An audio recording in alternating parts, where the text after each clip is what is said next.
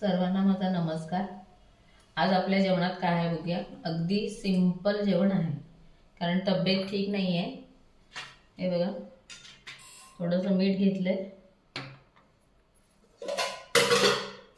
ठीक नाही म्हटलं तरी जेवायला तर पाहिजेच। हा बघा, हा भात आहे। हा भात जरा घेते।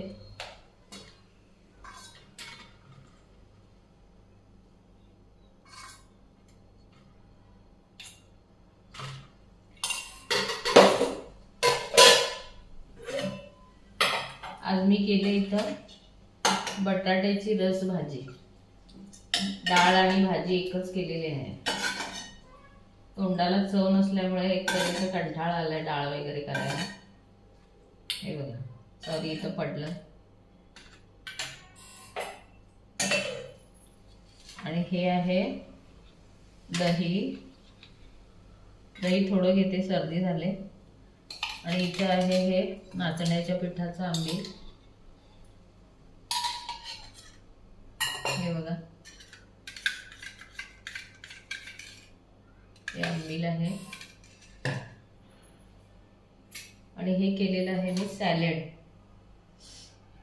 सॅलड हे मुळा, टोमॅटो, गाजर आणि काकडी। आणि इथं मी 2 पापड रोस्ट केले आहेत बघा। रोस्ट केलेले आहेत, ते फ्राय केले नाही। तर त्याच्यावर मी अशी ही खोबरेल तेलाची धार टाकते।